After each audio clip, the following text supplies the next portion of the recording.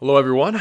My name is Kurtis Mercer. I'm a leadership development consultant, and today we are going to be covering a presentation on leadership development in the lens of specifically self-awareness and how self-awareness drives performance, decision-making, and team culture.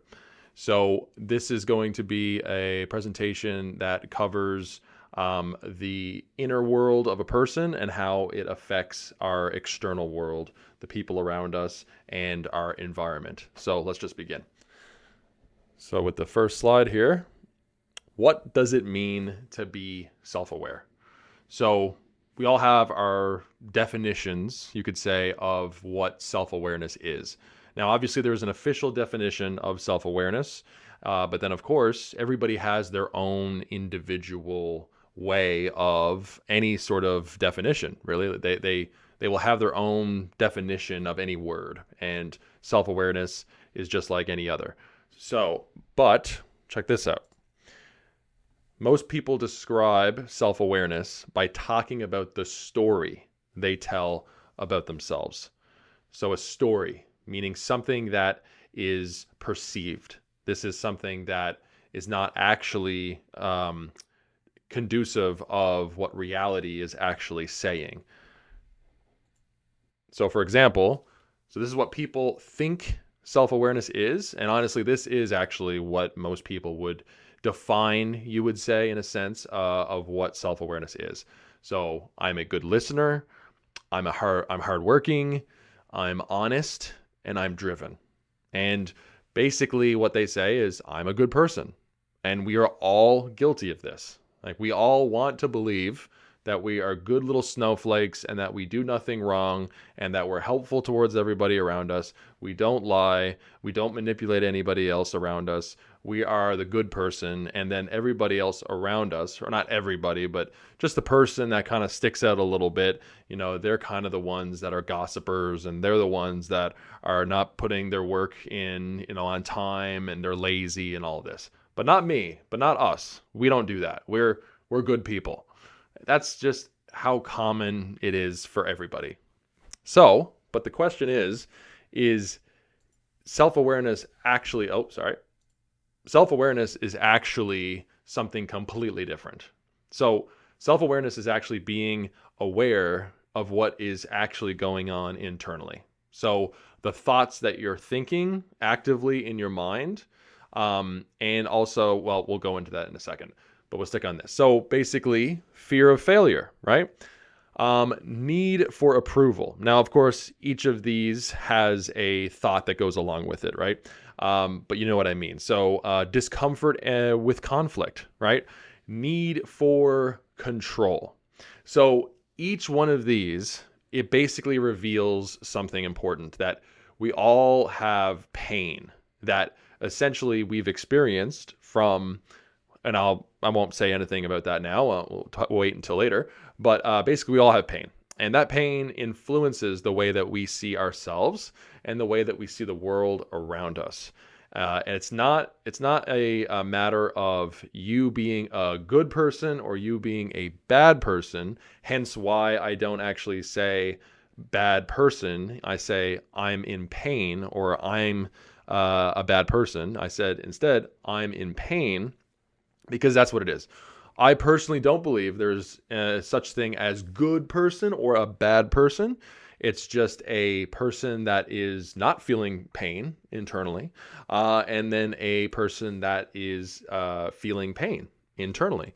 Now, and I would also say that every single one of us feels pain, has gone through pain and hardship and struggles. Now we're going to get into briefly what that is, but anyway, we'll continue. So real self-awareness is honesty about your inner world. Like I said, honesty. So essentially your inner world, right? The thoughts that you're thinking, we'll talk about that in a second. But the thoughts that you're thinking, right? That is when you're able to be aware of the thoughts that you're thinking, and the ones that you're holding on to as essentially your beliefs about your identity and who you are. That right there is you being honest about your situation. So say, for example, you say out loud that I'm an anxious person, right? That right there is you being self-aware, because you are saying the thought that you're thinking out loud. Now, there's more to that, but we'll just keep it as simple as possible right now, and we'll get more into the depths later. So let's move on to the next. So when we're talking, obviously, within a work environment, with company and businesses and things like that, obviously we're dealing with people. We're connecting to people. Businesses, they literally are at their center about people, and a family of people, really. And just like in a family unit, you want to get to connect with each other and get along with each other. But unfortunately, not always that's the case. So basically, this slide in particular, with honesty with others, right? So you want to build trust and you want to build safety. Now we're going to get into what actually safety really means later, but essentially we'll break these down. So share when something is affecting your focus. So obviously in a job, right, when we have a project that we're doing, especially with somebody else, we should communicate with our coworker when we're doing tasks, but our body, I'll say that eventually, but actually we'll kind of get into that now. So it's not just your thoughts that affect you. It's also your physiological feelings that are happening in your body. So say, for example, when you share something is affecting your focus with a team member, it's good to do that because your project will be influenced not only by you being super, obviously sometimes we get anxious and we have all these thoughts going on in our mind, and it just kind of distracts us from our work, and we're unable to truly be effective 100% at what we're doing because we're distracted by the thoughts. But on top of that, physiologically speaking, every emotion has essentially a component of a physiological effect. So basically, when you have a thought that you feel anxious, anxiety comes along with potentially itchy skin, right? Or you feel really hot and kind of bothered, You also kind of feel less interactive with other people, and you feel more, in a sense, judgment, maybe, that you are kind of paranoid that other people might be saying things about you, and that you're very hyper aware of your surroundings and that how other people might be saying things about you behind your back, or you're hyper aware of how your performance is actually being received by others and things like that. But that being said, this is all a perception. It doesn't mean that that's actually happening. But because the physiological sensations are so prominent and so impactful and intense, you think that they're actually legitimately happening, and that your coworker is actually speaking about you behind your back, or that you are failing at your job, or whatever it is that comes up. So anyway, we'll go on. Give context. Oh, okay. Well, sorry, just for me to finish that point. So when you're able to be aware of your inner thoughts and what you're thinking in that situation and the feelings that you're having, you can then express that to your coworker. Now, obviously, it's going to be a lot more effective if your coworker understands the process of emotional health with emotional regulation and what we're talking about here specifically. And so when the person does understand that and is aware, you can communicate that to each other, and then that will rectify the situation.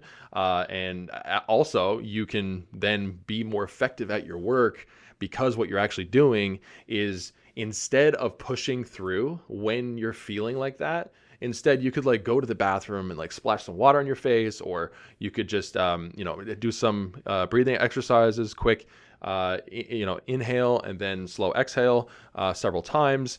You could also just sort of put yourself in a sitting area, a sitting spot, or even standing, and just close your eyes and then breathe in, breathe out, like I said.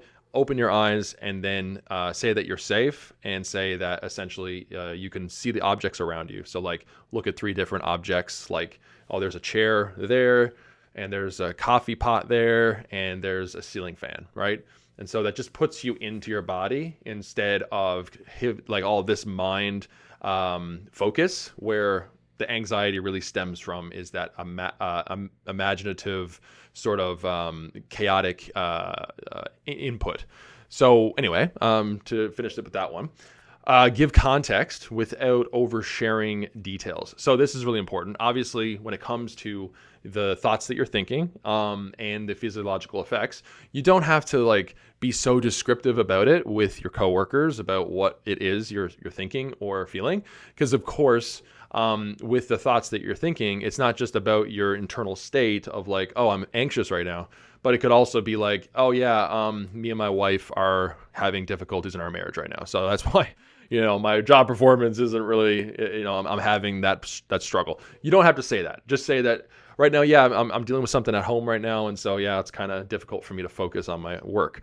And so there can be things that your coworker or even your manager or boss is able to provide for you and help you out by basically showing you awareness, giving you more awareness and clarity of what the actual situation is. Because when you are in a place of what's known as essentially dysregulation, that's what it's called. It's where your center's here, and either you're up here or you're down here. And that's basically dysregulation. Down there, up there. But when you center yourself, when you feel at peace, when you feel calm, and when you feel like supportive of your own self and that you're capable of whatever you want in your life, and then also you can see that within other people, and you're just really ready to go at projects and do whatever to produce and to move, and you feel that lightness in your chest, that's basically your baseline, or should be. But for a lot of people, unfortunately, they're chronically up here or down there, and so it's actually their baselines, and unfortunately has kind of changed where that's kind of their normal. But really, we can always get back to, in a sense, the center when we're able to understand these things that we're talking about. But anyway, to move on. So honest communication reduces misunderstanding. So again, when we talked about self-awareness and what self-awareness actually is that when you're able to be honest about your internal state with the people around you, it's going to help the relationship and the connection, because they're seeing you for the human being that you are, and they're able to see themselves. So they can basically see that, oh, okay, wow, like he's not like a stuck-up douchebag, you know what I mean? Or any type of language like that, in the sense of, a judgment call based off of somebody's behavior because they're acting in a certain way.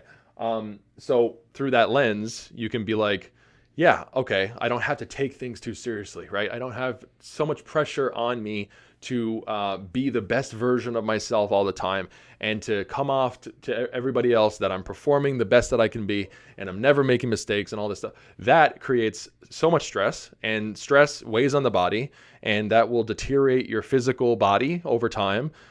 Your health when it comes to fatigue and sleeping properly, your diet, and that affects also your relationships outside of work. So it's just not a good place to be. But when you're able to finally just be honest and be open, be like, yeah, I'm human and I make mistakes, and that's okay. And so now, obviously, you don't think that it's like okay to just constantly make mistakes, and you're just kind of a lazy employee, and that's okay. That's not what I mean. But just the idea that yes, mistakes are part of the process. That's how we actually grow as individuals, as we do make mistakes, but then we learn from them, and then we get better and better as we go, right? And we gain more confidence and all the rest of that. Of course, you guys know that part. Anyway, to move on. So the last one, trust grows when people feel safe to speak. Exactly. So like I was saying, is that when you're able to be honest about your situation, that's how trust develops. Like, somebody is going to trust you so much more if you're actually being vulnerable and saying like, oh yeah, I really actually screwed up on that project. I didn't, pass in when I was supposed to because, I had a lot going on at home, right? And so that right there is just showing your vulnerability to be like, yeah, I made a mistake. I'm sorry. And I think the reason why like a lot of people don't really are honest about the mistakes that they're making is because there's a lot of shame underneath of feeling like, oh, if I make a mistake, then I am the mistake. Because that's what shame actually is. Shame says that you are the mistake, you are the thing. And but guilt says that you basically the thing that you're doing, that is essentially that's the problem. So guilt can actually be changed, but shame is something that you are basically. So it's you can't change it. But anyway, that's something to that we work on and stuff like that. So let's continue.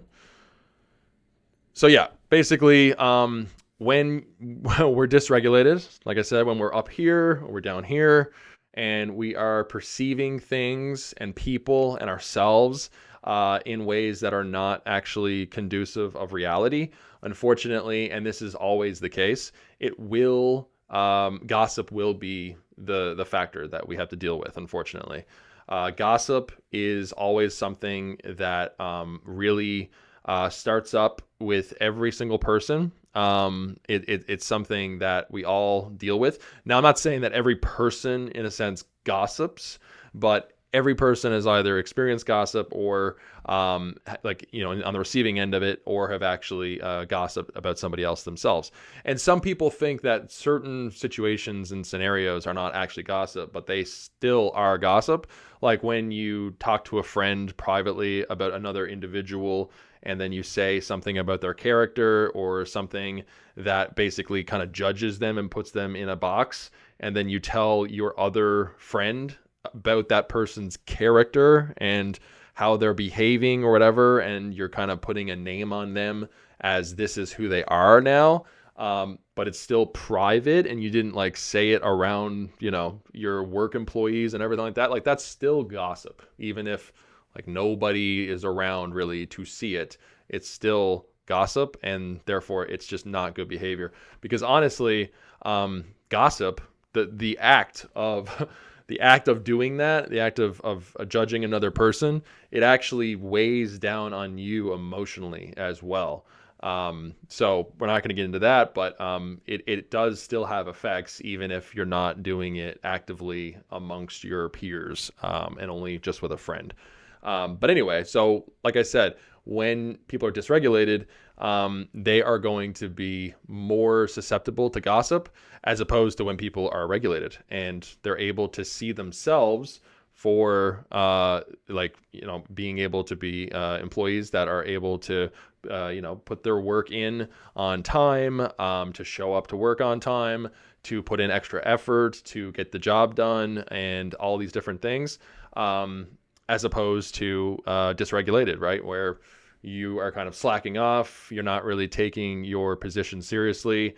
You're putting in minimum amount of effort on work and tasks, and you're coming in late to work and things like that. Taking so many sick days, all these different things, right? So it's just it's not conducive of a healthy person and how they should operate. So let's continue. So gossip, like I said, gossip thrives in an information gap. So when people don't understand a situation, they fill in the blanks. So to get more into the gossip part of it, essentially that's why gossip is always going to be something that we have to deal with, because when essentially we don't have the full story of any scenario when it comes to a person, like say for example, right, like you have a new guy come in to your work, right, your work environment, and because you're so aware already of like you know the names and a little bit of information of the other people that you already work with, right, and you're familiar with them and you're comfortable with them because you've been with them for so long, right? But then somebody else comes in, and because you don't know anything about them, and maybe they don't even provide a lot of information themselves about them. So unfortunately, a lot of people, just because the new person doesn't want to reveal certain things about their lives, the other people, the other workers, will actually kind of fill in the blanks and basically create stories that are not actually conducive of this person and how he actually is and who he is. And so again, this will create tension in environments, because when you spread a rumor about somebody else, then that person is going to think a certain characteristic that doesn't actually exist amongst this new person coming in. And so when there's a team environment, when they're working together, there's going to be like, a conflict potentially, and most chances are there will be. And then also you're not really, having, high, holding the person at that high standard of who they actually are and what they're capable of. And instead you're kind of limiting their ideas and potential to actually effectively work in that environment and create projects and work on projects effectively. So it's just across the board, not helpful for anybody. And assumptions often turn into rumors. Like I said, I was just touching on that piece really. Secondhand information is rarely reliable. And exactly, right? Like I was kind of saying that earlier as well. Anytime you have people talking about other people, that's where you're going to not get the real story at all. And so, but unfortunately, for some reason, we have this idea, most people have this idea that it's like, oh, if it's coming from a friend that I trust, then he's telling me truthful information about somebody else. And I get it, face value that like, oh yeah, our friends aren't going to lie to us about another person. But what we don't really call into account is that another person, or that we in general, can perceive somebody for something that they're not. It's the same kind of concept as when you're reading a book and basically you have somebody else read that book. So one of you is going to have a completely different story of like what that book meant to you and how you see certain things, as opposed to somebody else reading it and how they see the book. Because we all have different cultural backgrounds. We have backgrounds, the way that we grew up, the type of parents that we had, and also the friends that we grew up with, and the financial reality that we grew up with as well. So all these different factors affect how we perceive the world around us. And then that's not even including traumas and different things, which we'll touch on that later. And then this last one, professional leaders stay curious, not judgmental. So that's exactly right. So we as leaders, because that's the thing, is every single person is a leader. Doesn't even matter if you're unemployed. Now, obviously we're talking here to workers, but anybody, I'm just trying to point out that every single person is a leader, because every single person interacts with another person. And we need to have a positive influence on the people that we are around. Like that's what we want to do in all walks of life, is to actually look at other people as fully capable, fully able to rationalize and to think, in a proper context, to be able to get the desired result that they are looking for. We all have hearts, we all have brains, so we all have the capability to be the best version of ourselves. We have that potential to be that. And so when we're able to go into any situation, and if we hear gossip about somebody else, about their work performance or whatever it is, we can be like, okay, well, that's a perception that these people have. And also, especially another massive thing is the moment that you hear something being shared among about one person to other people, like more than one other person, it's just like, a group of people, especially, never listen to that. It's easier to at least consider the validity of something that comes from just one person that you do know well, but still you have to really think about that might not be the case. But especially when it comes from a massive group of people, because it really shows the emotional intelligence and maturity of those people and how they think. Getting into essentially a group conversation and gossip mill is actually going to be helpful, when it's absolutely not. And not saying that those people in general are bad or anything, but they are essentially exhibiting behavior that is not conducive of a professional environment. And so that would basically hinder the workforce overall and the workspace. So anyway, let's move on. So emotions, right? Okay. So this is where we get into emotions that they can literally hijack you. Okay. So in this instance, when we have, our thoughts that we were talking about earlier, right? So my brain feels foggy. Okay. So my brain feels foggy, which kind of, this is the state of, in a sense, your body, right? Being shut down or overwhelmed. You can have thoughts like, I'm excited about this idea, right? This is an energized or engaged state. I don't care anymore, indifferent or disengaged. And why is everyone against me, defensive or threatened? So just showing here that there are many variations of emotions, right? Like we have happy emotions, sad emotions. That's the basics, obviously. Where we feel also indifferent to other people's emotions altogether, or just numb in general, and we don't feel any emotions. But this right here is just showing that it is a thought focused concept where it's a lot of thought life on the inside, going up in your head, thinking about all these different things that, is basically preventing you from achieving and also just being a connected person in the environment. And you're more just shut down, like, I don't care anymore, right? That thought life. Now, the next one, this is where things get really important. Okay, so up to this point, obviously, a lot of it has been things that are very obvious in a sense, but at another instance, it's very, because yes, something can be very simple to understand, but at the same time, to really know the meat of the simplicity of it is a different conversation. But now we're getting into topics like something that your emotions are not actually just your thoughts. So I was mentioning and alluding to that earlier a little bit, that your thoughts are one piece of emotions, but then it's also your physical body, your physical sensations that you're experiencing that is part of your emotions. So, like I said, your emotions are not just thoughts. Okay, so emotions, like I said, right, they can hijack you, but this is physiologically. Okay, so again, the same states: shut down, overwhelmed. My chest feels tight. Okay. My heart is racing, energized, engaged. My body feels heavy. Okay. Indifferent, disengaged. And my jaw is clenched, defensive, and threatened.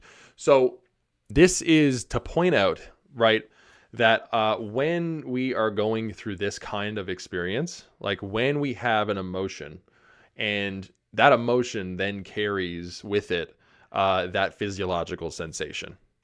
And so basically, like, if we have the thought, right, that like everybody's like watching me right now, like I'm late on my work, no one's going to actually care about my project. I'm gonna fail, like, everyone's gonna tell me about that, in their own way. And then any type of body language that I see, any type of movement, someone's whispering to someone, and I'm just going to be like immediately thinking that that person is talking about me to that other person, about my performance in my job. And it's just, that is the thoughts that go along with it. But physiologically, you are facing like heart palpitations, right? Like your heart is racing, your skin is like itchy. You get like really like warm potentially. Your neck can get like stiff. And that's the thing with those types of sensations that are happening to your body. That's causing essentially you to be convinced that what your thoughts are telling you have to be true. Like 100%, no way out of this. This is who I am. This is what is happening. That's what those people are saying. And it might be completely irrational and make zero sense. Like, how could you know because someone is whispering to somebody else and you can't even hear what they're saying, but you somehow know that they're talking about you and it's about the project that you're doing? All these things, it doesn't make sense. But what's happening is that your rational brain, when you are actually triggered, that's what it's also called, and when you're in dysregulation, that's where your rationality thinking goes out the window completely. And you essentially become like a little child where you are just absolutely, you become jealous, You become like frustrated easily. You become easily convinced of other people's behavior and paranoia. Like even worse than a child, honestly, because children, for the most part, they are actually like really happy and joyous, and they're just free spirits. But when you're dysregulated, you become, depending on your state, and that's, we'll get into that a little more after, but what I mentioned earlier, being high or being low, and instead of not being in the center. So essentially, if you're in a more high state, we could say, that's where, yes, you have the racing thoughts, but you also are a little more aggressive, and you're just like kind of judging people, judging their behavior, saying that like you're the one that's saying, oh yeah, like this guy is not doing his job right, and you're just kind of really focused on other people and what they're doing and stuff like that. Or you're really pushy and controlling towards other people. Be like, if you're in a more leadership position, to basically talk to your employees like that they're children, to treat them like children. And so that's also not a healthy place to be. But then also the lower end of this is where you're shut down, and so you become less communicative, you become less supportive of other people in your team. As an employee, for example, you're more quiet in the sense of not really communicating with your other coworkers in order to get the job done. You might even just kind of like bail and go to the bathroom randomly at some point just to kind of like decompress or distract yourself on your phone or something like that, because you totally want to evade any type of potential conflict that you could face. So anyway, there's multiple ways that this comes to light. But like I said, the main piece of this is that because the physiological effects are so intense, that, like I said, you are convinced that you are this person. And that's actually why people have like identity within sort of like saying, for example, like, oh, I'm an anxious person, or whatever it is, right? Because they feel that anxiety so much, and the sensations that go along with it. And it's just so overpowering that their brain convinces them that that has to be who they are at their core. And so it's just, the whole thing with this is that it clearly shows that, when you have been convinced that you are those things, you're not going to be effective at all at your work.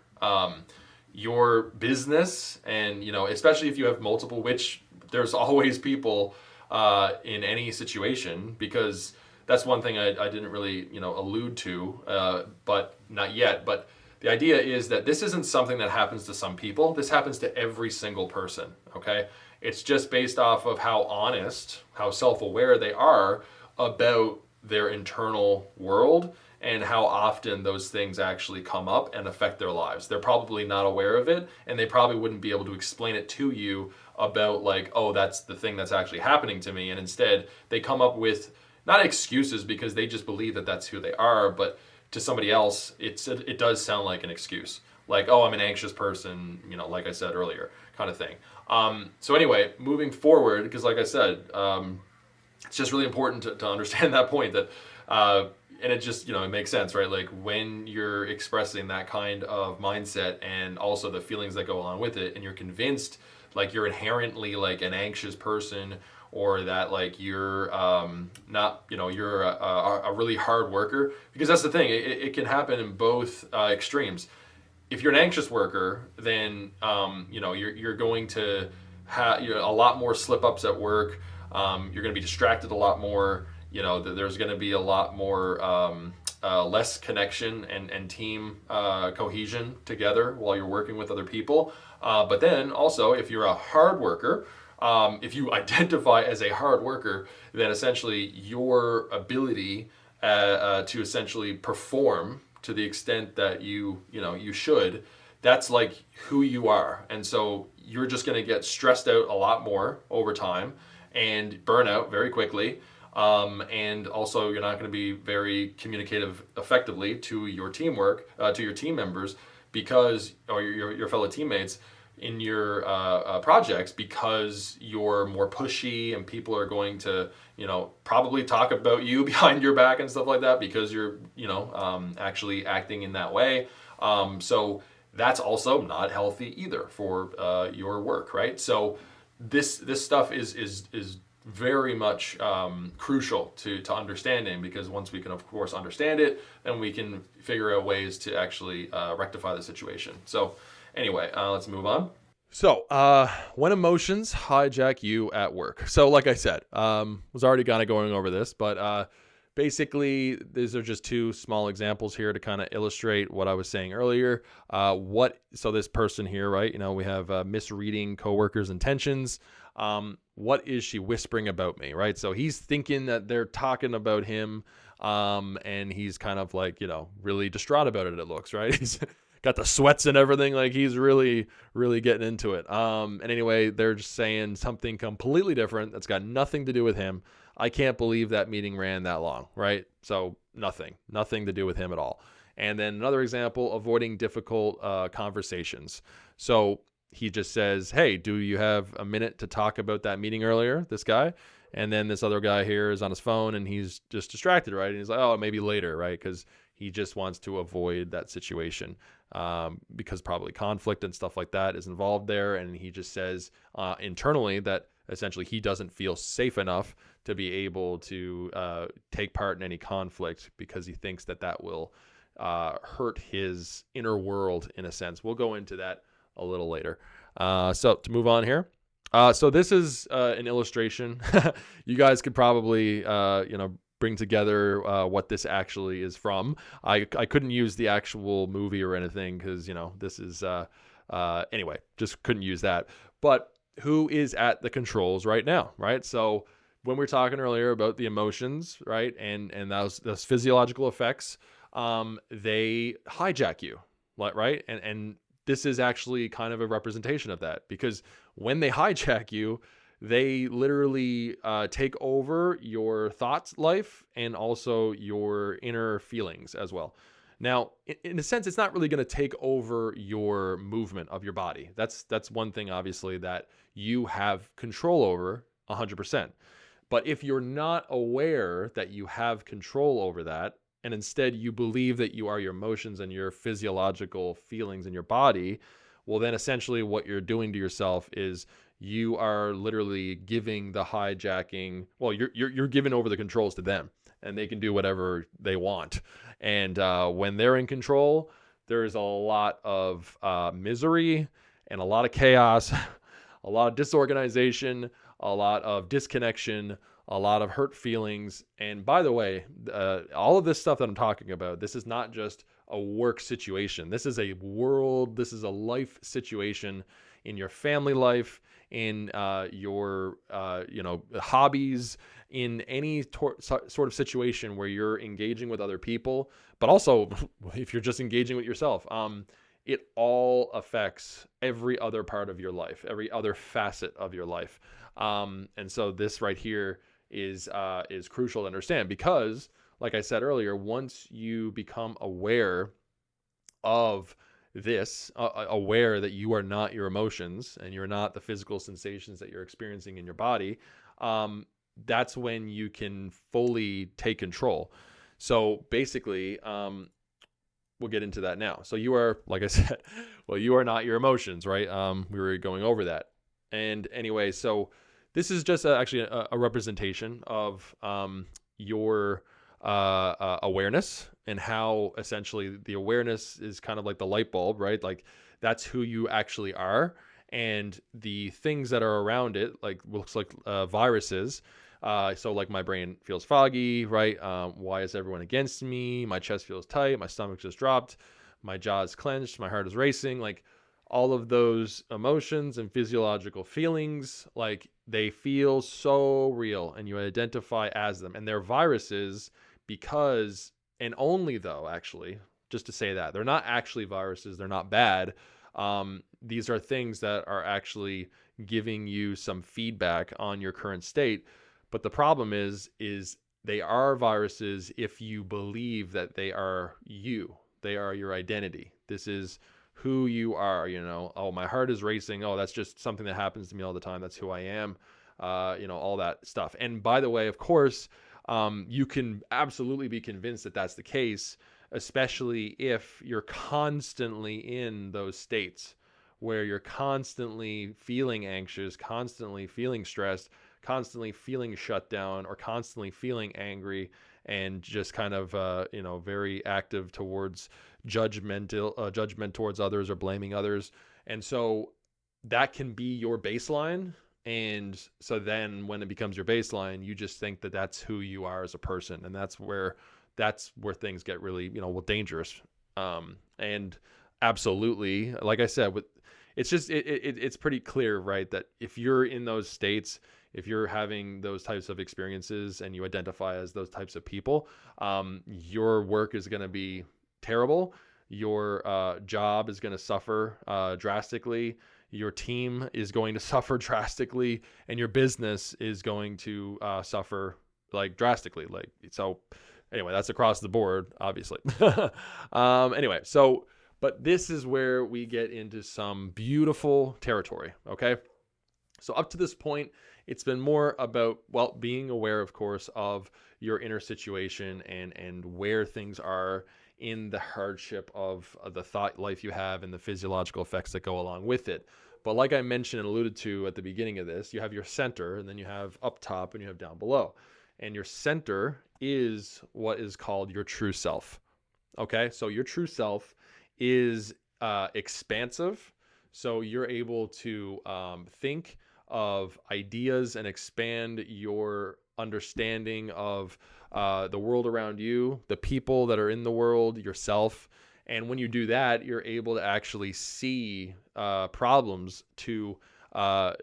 see solutions to problems. And you can create new ways of doing things, new ways of creating projects, new developments, because your creativity comes online. So you're able to be imaginative and artistic and expressive in ways that are just really conducive of paintings and writing and poetry and all these different aspects of the human experience that are beautiful and wonderful and that make us stand out amongst other people, right? So when you're in that space, when you're feeling curious, when you're feeling at peace, when you're feeling motivated and alive, and also you feel connecting towards others, so you want to give back to other people. You don't mind working overtime sometimes for your boss. You don't mind talking amongst your employees and asking them for feedback on how you're doing your job and how you could do it better. And you don't mind actually receiving that feedback and then implementing that into your life to basically do your job more effectively. And with, of course, doing your job more effectively and communicating more effectively and taking on more responsibility, all these different things that will lead to opportunities, further advancement in the company and all these different things, because people start to see that they can rely on you, and that even your energy, you can actually just you can tell the person will exude it, and they'll be able to notice 100% that, oh wow, this person's something is up with this person, right?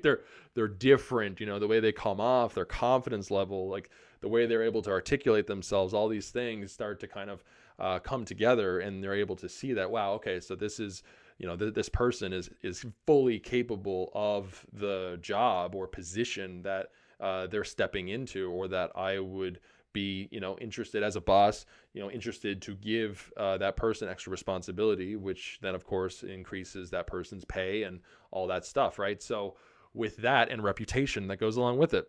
Now, of course, like I said, the opposite goes along with that. So if, of course, you're dysregulated and, you're late to work a lot of the time, and, your projects are shoddy and all these different things, and you're gossiping about other people around the building and all this, that reputation is going to go around as well, because there's gossip, yes, but then there's also reputation, and reputation is just people seeing clearly how you're acting and behaving, and then they're just telling other people around them, hey, this person's an asshole. And so from that perspective, it's like, yeah, all right, well, I'm not going to talk to that person. Or a lot of people, what they do is, unfortunately, but it's true, and that's just kind of how it works.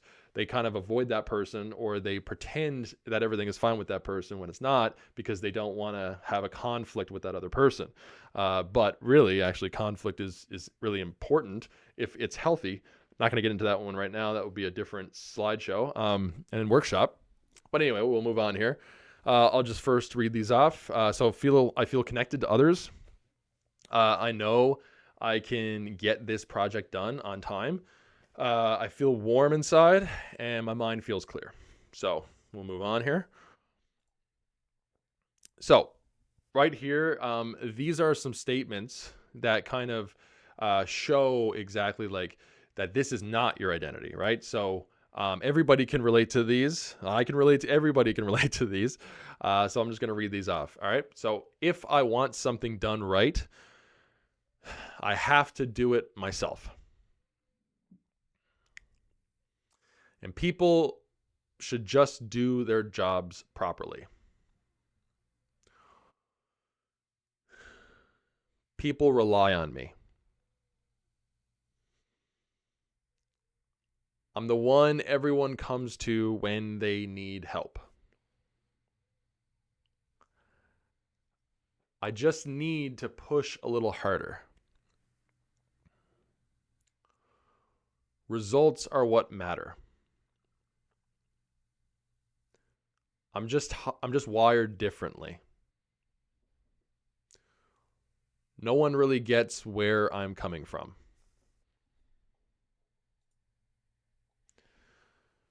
I'd rather just figure this out on my own. People drain my energy. Something could go wrong if we don't think this through. Let's just keep things positive. There's always something better around the corner. You have to be strong in this world. If I don't take charge, nobody will. It's not worth making a big deal about. And let's just keep things smooth. All right. So yeah, we can all relate to those statements. So to show those statements earlier, now we're going to compare them, because that's what we would call your false self, basically. Also known as dysregulation. When you're in dysregulation, you have that state come over you, the physiological effects that go along with it, but then you have the thought life that goes along with it. And that essentially creates, like I said earlier, those statements, because physiologically speaking, with combined with the thoughts, it makes it feel so real that you identify with it. And so when you identify with it, that becomes your false self. But we have the true self, that light bulb we were talking about earlier. And so what I'll do is I'm going to read off the false self statement, that thought, but then actually change it out with the true self. Because what you'll see is actually, it's not that the false self thought like inherently is inaccurate to who you are. It's just a twisted version of who you actually are, which is in a sense very special, really. Like individual. We all have our own unique way of seeing the world, of interacting with people, and how we like to do that, and how we like to be by ourselves, and all these different things, strengths, weaknesses, all that stuff. We all know that we're little special little snowflakes. But basically, I'll just read them off here. So false self, I'd rather just figure this out on my own. And then true self, I'm capable and I can also work with others when it helps. Okay, and for false self, people drain my energy. True self, I can connect with people while still having time to myself to recharge. Okay, and false self, something could go wrong if we don't think this through. And then the true self, even if something goes wrong, I know I can handle it. And the false self, there's always something better around the corner. And then the true self, there may be something better ahead, but I can handle whatever comes. False self, let's just keep things positive. True self, we don't have to pretend everything is fine in order to work through it. False self, you have to be strong in this world. True self, the world can be harsh at times, but there is also goodness in it. False self, if I don't take charge, nobody will. True self, I don't have to take charge of everything. Others bring strengths I don't. And false self, it's not worth making a big deal about. True self, my ideas are worth sharing. And false self, let's just keep things smooth. True self, addressing issues helps us improve. So as you can see, there is a big difference between the two. And then also with the true self, it's not like just this positivity and like this, oh, everything's amazing and da-da-da. Because as you see, like within the false statement there, the false self statement, there is one that just says, oh, I just keep things positive, because that's actually not positive at all. It's the opposite, because you're just looking at something that is not actually positive all the time, because nothing can be positive 24/7.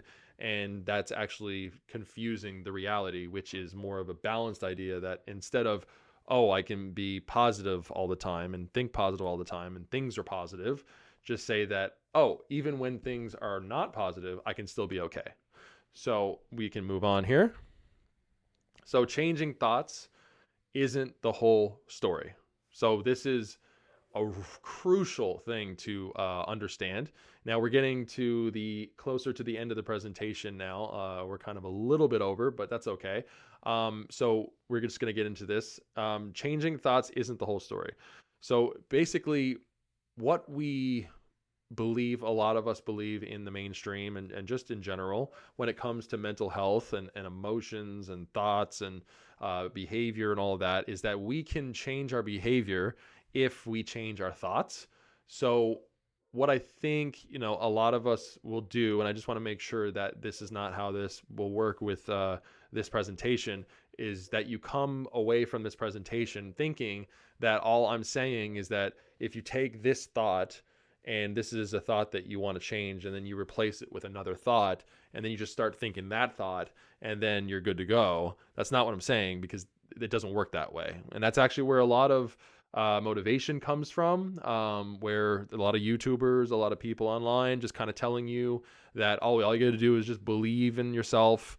All you got to do is just like think positive, just grind, whatever, force yourself into a different thought or behavior and you're good to go.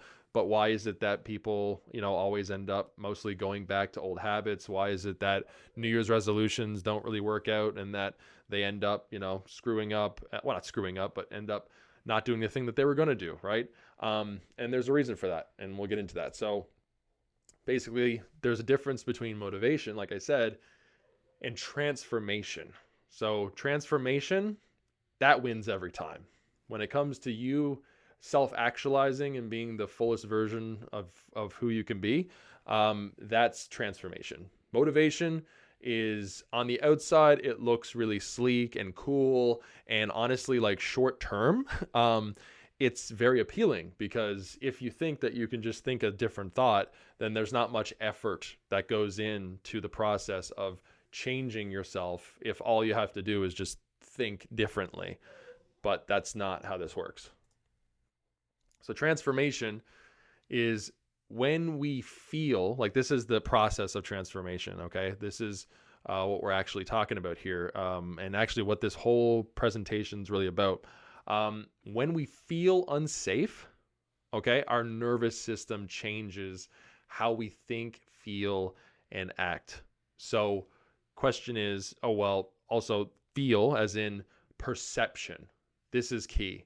So essentially, our nervous system is, in a sense, perceiving reality through a lens. And that lens colors how we see ourselves and how we see other people and the world around us.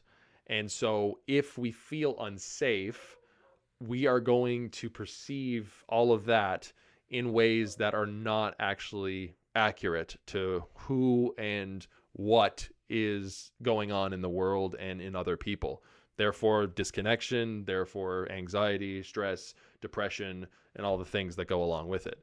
And of course, disconnection with other people and all that stuff. So, here's an example. I like to use this illustration. You have a man with a pair of sunglasses, and he's looking through the sunglasses, but the sunglasses have sort of a black and white background, right? So it's not conducive of what's actually in the real world, in reality, that's actually showing the truth of reality and what it actually is. And so when you're looking through those glasses, you're filtering basically the real world through that. And so you don't actually see the real world. You're just looking through the glasses. But the glasses aren't actually real. And the lens is just something that's distorting the truth of what you're actually seeing in reality itself. So that's exactly what being unsafe. Well, when I circled feel in that other slide, that's what it means to feel unsafe, because it's not actually that you're in danger. Of course, there's obviously circumstances where you are literally in danger. There's someone trying to invade your house or whatever it is. That's obviously you're in danger, and your nervous system will respond to that: flight, fight, freeze, fawn, all of that. But what I'm saying here in particular is that the feeling is a perception. So your feeling unsafe is not you actually being unsafe at all. It's that you think that you are unsafe. So, for example, feeling criticized in a meeting. So you think that other people are talking about you by what they're saying or how they're responding, how they're not being as communicative. Maybe they're looking away from you. Maybe they're not keeping, their body posture is kind of off or whatever. Like, there's so many different, ways that we as human beings pick up on communication with another human being. It's not just obviously verbally. And then also feeling judged by coworkers. That kind of goes hand in hand in a sense, but it's a sort of a different environment, like a water cooler type situation. Thinking your boss is disappointed, feeling excluded from a conversation, and believing you made a mistake everyone noticed. So again, all of this is perception versus reality, because 9 chances out of 10, you're not being criticized in a meeting. You're not that important. You're not everybody is always talking about you. Like, you're interesting, but you're not that interesting. And the same thing goes to feeling judged by coworkers, thinking your boss is disappointed, feeling excluded from a conversation. Like, if you thought that your boss was disappointed, like, for one, he's your boss. Like, he's going to be open and honest with you. He's going to be blunt. He's going to tell you that your job performance is kind of low right now. And, obviously, if he's not doing those things, well, he's not being an effective boss. So that's off the table as well. And then believing you made a mistake, everyone noticed. Well, for one, like, everyone makes mistakes, so that's not a big deal at all. And I don't think everyone is going to notice you make mistakes. So again, like, you can really see, like, by kind of looking at the logic behind these perceptive concepts of feeling unsafe and how much validity they actually carry. Like, is there real weight to what I'm thinking right now, or does it actually fall apart when I really think about it logically? But unfortunately, when we're in a place where we're feeling dysregulated and feeling unsafe, we're not thinking rationally. Again, like I said before. So all the logic goes out the window, and you start thinking scenarios that make zero sense in reality, and that, like, there's no way that anybody could actually be doing any of those things, because it just doesn't make sense that, like, say, for example, earlier with the man that's, like, listening to the people whispering, or not listening, seeing that people are whispering, not actually being able to hear them, but yet he thinks that they're talking about him and his job performance, right? Just doesn't make sense. Okay. And so childhood. So this is the last piece. This is the last piece of this workshop. Childhood experiences, because that's the thing. Unsafe, feeling unsafe. Like, why is it that we're perceiving other people in this way? And, coming up with all these stories and all this stuff. And the reason is childhood experiences shape how we think, feel, and react as adults. And so I'll leave you with this last piece. Then sort of picture of a child that has a teacher, a mother that just is very wanting her child to be very performative, to have good test marks in school, and to get good grades and to go into Ivy League college, or university. And then there's, in the now picture, this him as an adult, because of all that pressure that he had as a kid to perform. He basically is now feeling like, oh, I'm not doing enough. I should be further ahead of by now. I can't relax until I achieve more. So it affects everything as an adult. His entire life is built on that trauma that he experienced when he was a kid. And this isn't to blame his parents at all. Like, his parents, they have their own stuff, right, as well. So that's just kind of how that works. Not to get into any of that, just to touch on it, because it is important to show, like, what's the root of this, where's the foundation. And if anyone wants to know more about this, this course also is going to be companioned with a video playlist where we go more depth into each of these concepts. And then on top of that, a booklet that will go more in depth and detail where the neuroscience comes into this, the sources about this information, and just like the details of each of these things and how it makes sense academically speaking. So anyway, we'll end it here. This is the closing statement. I'll just read this off. Effective leadership begins with self-awareness. When you understand what is happening inside you, your emotions stop controlling your reactions. You can pause, respond with clarity, and lead others with calm, confidence, and empathy. Because the more aware you become of your own inner world, the more understanding you have for everyone else's. And this is the last image.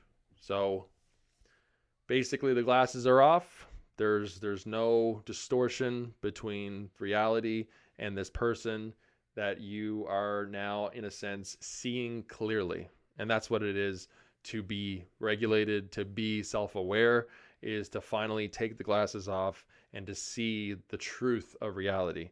Because you're not adding anything on. The pain that you're experiencing and how you're perceiving people and everything, this doesn't mean that you're broken, you're damaged, you have some sort of a mental disorder. It's just that you were in pain, and now through a certain process that we'll get into at some other time, potentially in the booklet, that's how you actually start to understand the truth. And you start to realize that all those things were just perceptions and ways of seeing things distorted through a lens that wasn't conducive of reality.